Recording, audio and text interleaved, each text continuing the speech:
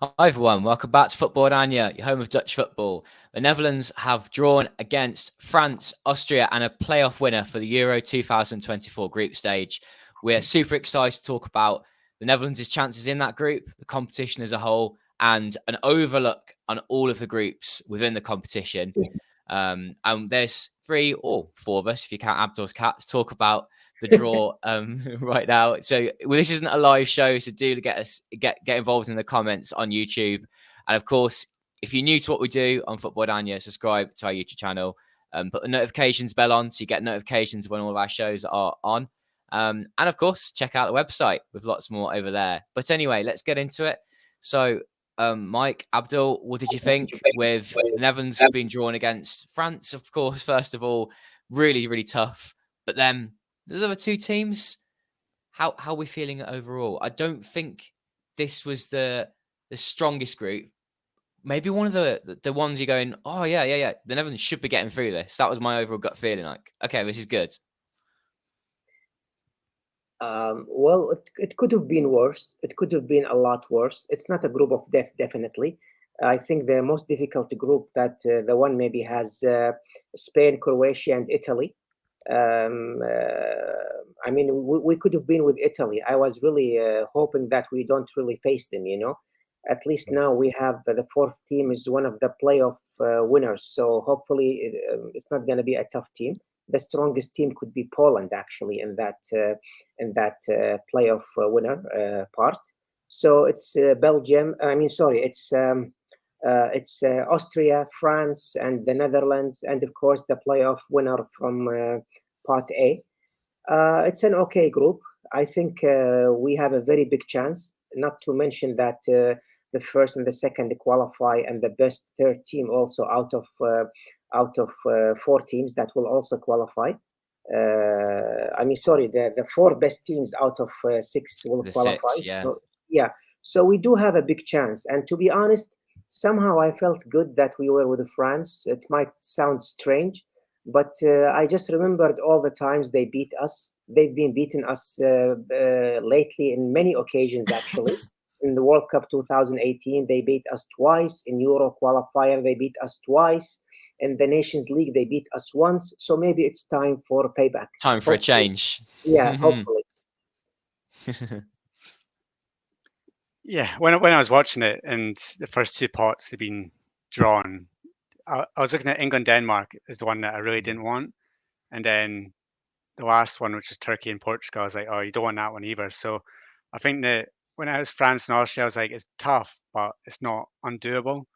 So I think they know France well. They've played them twice recently. They know what to expect from France, and France have recently we've played them at their full strength, whereas France have played us half strength. So I think Ronald Koeman will be going into that game thinking, yeah, it's time for a change, time to go out full strength, and you know what to expect from France. So I think that even though it's a bit annoying to get them again, at least we know them well and we know how they're going to play. We know the players, and the players will be motivated to try and get a different result than what happened in qualifying. So you can be okay with that. And I think that Austria are a good side, they're decent, but they're beatable for the Netherlands. They should go into that one thinking they're favourites. And then whoever gets out of the playoffs, whether it's Wales, who have a good side of the draw, I think they're at home for the first game, and then they might be at home for the final as well.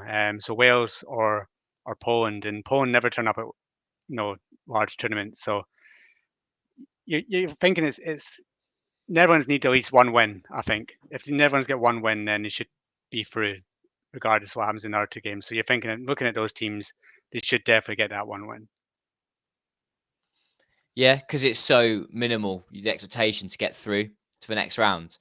And I had a little look later on in the tournament. Yeah, if the Netherlands finish second in that group, that yes, there are tough teams coming up, but it's a kind of route through when we see that all of these groups of death and those groups of death matching up with other tough groups, that there'll be some tough teams that are knocked out along the way. The Netherlands may not be involved in that route.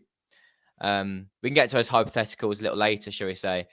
But I know that the response from Austrian football fans was like that they feel like, oh, the Netherlands aren't quite as good as some people maybe say they are. But isn't Ralph Ragnick the manager? And he's not had a great time of it, has he? In the past 5 years. So I think with the Netherlands getting them, we have seen the Netherlands play against Austria before, right? Yeah, the last Euros to beat them. Yeah. That again, I can't see that the Austria have come on very much since then. The Netherlands at full strength are a strong team, so they should beat them. Yeah, it probably will be Poland that come through, maybe Wales, of course.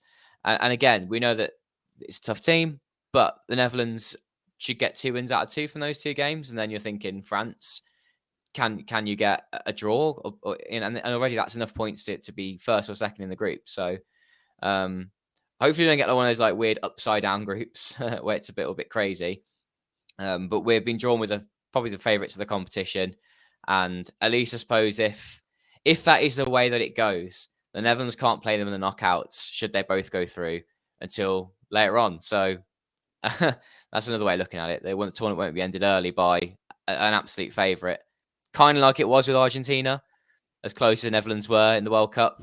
That felt annoying to get Argentina at that stage because it just kind of ended it all a bit early. You know that on another day, another tournament, that they get a bit further on. That's how I feel about it. Yeah, it was quite a nice group, wasn't it? Really, on the whole. Of course, if France came up first, he must have been bricking it, Mike. Yeah. Yes. I think we have a good chance. I'm sure many fans of Orania were afraid that we might be drawn with France and Italy. I was one of them, actually. I was waiting for Italy to be in some other group, and when the name Italy appeared in Group B, I was so relieved. Really, I did not want to face them. We don't really have a good history with Italy. So after the name Italy appeared to me, I wasn't afraid. I was like, whatever the name appears, I think we can handle it. The group is good, and let's not forget that the top 6 will be in part 1 in the round of 16, plus the 2 best runner-ups. So hopefully we will be one of the 2. I mean, if we will become second, but I believe we do have a chance to come first in this group. If Orania is ready, if we don't have any injuries, I think we can perform well, and I think we can win the group as well. Let's bring up all of the groups in the competition. This is going out as a full podcast, so this is available on other platforms such as Apple Podcasts, Google Podcasts, and SoundCloud. But if you're on YouTube or want to come over to YouTube now to see this, we've got the groups on screen, so we can talk through them. As we can see, the Netherlands could be playing against Poland, Wales, Estonia, or Finland. But I think, being realistic, do we expect Finland or Estonia to get this far? I don't think so. So could be Wales or Poland, Austria and France there. I mean, your eyes have got to be drawn to Group B, haven't they? With that group of death, that is really, really tough. And it could be that those three stronger teams out of those 4 get through in some way or another. But I'm sure we'll get some good games there. Are there any groups that draw your eye, guys? I think I am Scottish. The Group A is quite a nice one for Scotland, especially coming up. First game against Germany, the hosts. Germany not playing very well. I think that they've got a good chance to come out of that group and get to the knockout stages, which would be huge for Scotland. So yeah, that was a nice draw for them. But yeah, I think Turkey and Portugal will be an excellent game. I think that will be one of the best games of the group stages. I think that will be very close. So yeah, there's a few groups that you could say are quite poor. You look at England's group, you think they're going to top that one. You look at Belgium's group, that group doesn't look strong to me at all. No. And unless you add Ukraine in there, then you think that there's 3 teams in there about the same level. But if you're a Belgium fan today, you're delighted with that draw. So yeah, I think that a lot of teams will be coming out of this thinking it could have been a lot worse than what it is. It's just Group B is the one that you could look at and think that that's a group of death. So with the Netherlands finishing, let's say they finish top of the group first of all, top of Group D. The winner of Group D plays the runner-up from Group F. That's the group with Turkey and Portugal in. You would expect that, of course, football is very strange sometimes, but you would expect one of those 2 to be that runner-up. Let's say it's Turkey then. is that a favourable round of 16 match for you? Yeah, I think all the teams in the Group F are teams we can handle, except for Portugal, of course, because we just have a very bad history with them. But even Czech Republic, I know they defeated us in the last three times we faced them. But I think this time, if we face Czech Republic or Turkey, or even maybe Greece, which is the most Yeah, realistic team that can qualify from that pot, I think we can handle them. Yes, that's of course if we come first in the group. I wonder if yeah. we come second. That means we probably will face Portugal. So if they runner up in Group D, they play the runner up in Group E, and that's a group which Belgium. We think, oh, Belgium come into this, they might have a bit of a flop tournament, but in that group, do they still finish top? And then whoever else finished second. To be honest, I think that's probably the more favourable route. The Netherlands finish runner up. They play the runner up in that group, and then after that, they could be playing the winner from Group F. This is thinking long term ahead, but that's what do you think about that, Mike?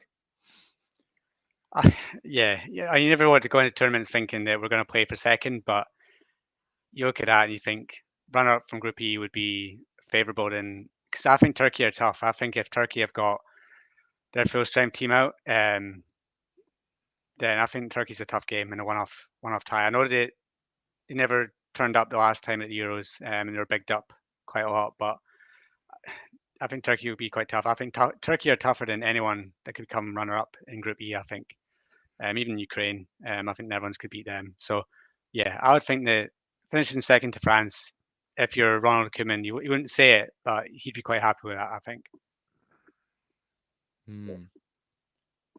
So at this point, you're thinking, okay, runner up in the group, and that might even be better in some ways. It's all feeling quite optimistic at the moment, isn't it? When you see this as a whole, does it start to get that excitement into you both that this could be a special tournament? Well, hopefully it's better than Euro 2020.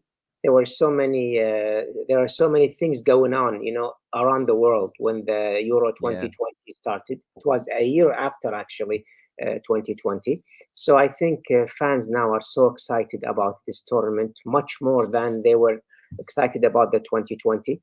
And I think we have a better team nowadays. Many players that we are looking really to see how they will perform. In 2020, we had some problems in the team. We don't have them anymore. We were not really happy with Frank de Boer. We are not really excited about him being our coach by that time. Many fans had their doubts about him. So this time we saw how Koeman started from the qualifiers. He had a bad start, and then he became better and better gradually. So hopefully he continues improving with the team. So I think at least for the fans of Orania, we should be much more excited about this tournament than Euro 2020. I'd say so, and I think that I'd be interested in what you guys think, but I think the squad is stronger now than what it was at the World Cup. I think that overall in the midfield and the players that are coming through in defence for right wing backs, so Jeremy Frimpong being in there. I think they've got Reinders in midfield now.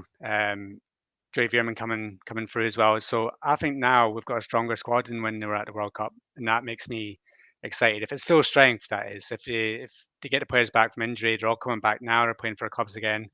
If that stays and it's full strength Netherlands, I go into this tournament thinking that no one should really write them off. That's a really intriguing point. Like, is the squad stronger? Yeah, but you caveat that by saying, is a manager strong? I think has Koeman fully got us back on side now? We're a lot more positive towards him, but I still would rather have been going to this tournament with Van Gaal as manager, personally. Yeah, I'd rather have Van Halen in charge of this squad than Koeman. But I think that the players on the pitch, what Koeman has available to him at the moment is more than what Van Gaal had. Do you think? Yeah, please go ahead. Oh, honestly, Abdul, feel free. I was just going to add that. Does that then help with some people seeing Koeman as manager. And I don't think people realise how strong the squad is. People will write the Netherlands off as like a team such as Denmark, going, well, they're a good team, but are they really going to go far in this tournament? Probably not. And they get written off. But then we as Netherlands fans, we look at the other teams probably with the same ignorance, going, well, we probably could beat them. We could beat them. And you're thinking, how many standout teams are there in this competition? Do the Netherlands come after those best one or two teams at the moment? I mean, what do you think? Well, speaking of the squad, of course, let's not forget that Van Dijk was our main star in 2020, and he did not play. He was injured. And we saw how the defense fell apart completely after the red card we got against the Czech Republic. I think the squad we have nowadays is much stronger. Even without Van Dijk, we have so many good defenders, world star defenders.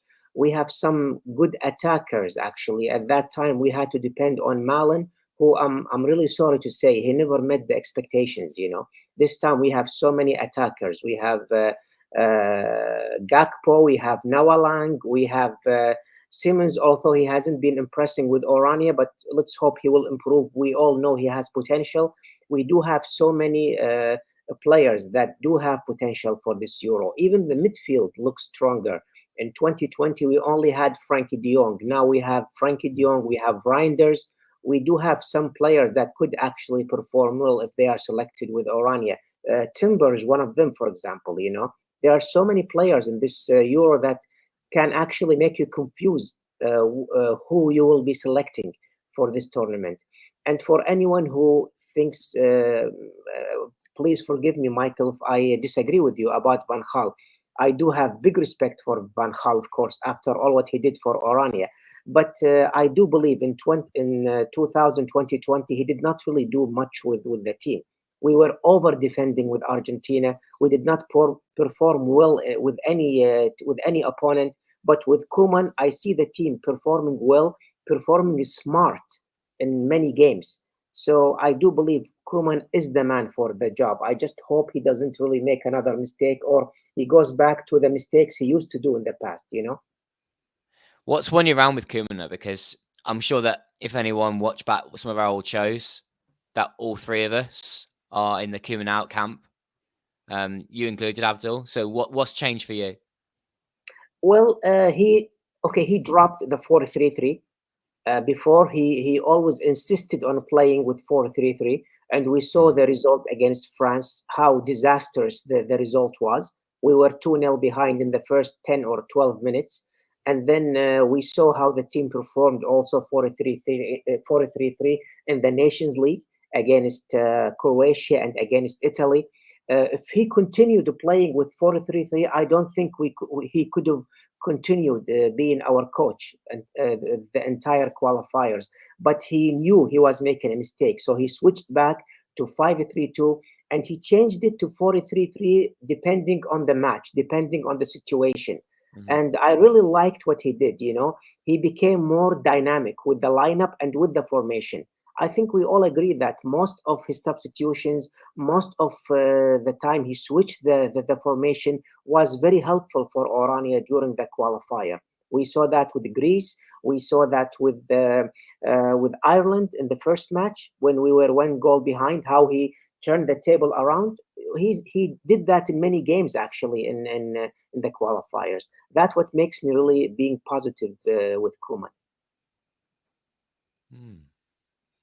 Yeah, and he's talking about that smart football. You're trying to say that he's able to be, he's able to adapt to what he's got there, and he's using a lot of different players too. He's not always sticking with the same ones. He has given some of us a chance. Whilst we don't agree with his squad selection in the first instance, when he is there with the players, he has changed things. Yeah.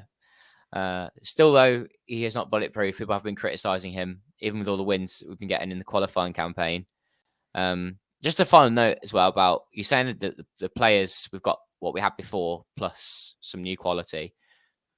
How about those players like Frankie de Jong? They're going to be 4 years older or 3 years older than that. With that experience now, that's also going to be so beneficial. Of them having a disappointment in 1 or 2 tournaments. that this is a bit different. It's like you got a bit of a more of a wily team now that they're going to be fired up and know what's doing these knockout rounds should they get there. So that's why I'm feeling more positive. But I also know that this is football. There are going to be other teams, fans at the minute being super excited for the tournament and thinking it's their chance, their year. But what will separate the Netherlands apart? You know, how are they going to get to that tournament now? How can Koeman use his time without the players to fully prepare? Well, I think we'll be doing some more preview shows on like the group and the competition as a whole to get other fans' perspectives. We can guarantee that will be happening. But right now, like, I'll be kind of blinded by excitement, or has Koeman got something good going, Mike? I think he does. I think the way that we ended the qualification was strong. I know that a lot of people think that Greece and Ireland weren't the toughest of opponents. I disagree. I think that they're tricky games. I think that going away to both of them and winning is good. I think that they had a trickier group than most nations had in the qualifying, and they got through it. You know, I was watching the BBC coverage today, and they're talking about Wales because obviously Wales could possibly be in this group, and they thought it was a good draw for Wales because Netherlands aren't as good as what they used to be, and you know James McFadden was on it, and he said that Netherlands struggled through their qualifying group, and I don't think Netherlands struggled for this qualifying group.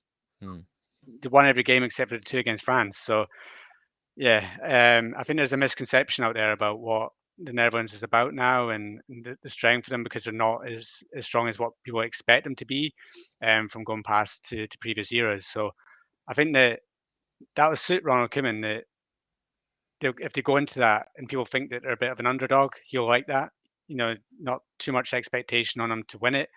Let people sleep on us because they've got the players to do it. They've got, as you say, you know, Frankie de Jong's a few years older than when he was at the World Cup. You know, when he was going into the World Cup, he was a player that Barcelona were trying to sell, and now he's widely regarded as Barcelona's best player. So, yeah, we've got the talent on the pitch to do it. We've got a manager who has big tournament experience as a player, has won it himself. So you go into that thinking that could come in handy as well. So yeah, I think that everything at the moment now is positive for Netherlands, and we just need to hope that the injury crisis is over and that the key players stay fit between now and the summer, because that's the only thing that could derail Netherlands, I think, going into it, is if the Memphis is out, if Frankie de Jong's out, if Virgil van Dijk's out, then you know, if you're missing one of those key members of the squad, then that might be a bit of a problem. But if they can get everyone fit, key players starting, then I can't see why Netherlands can't go very far and even win this tournament.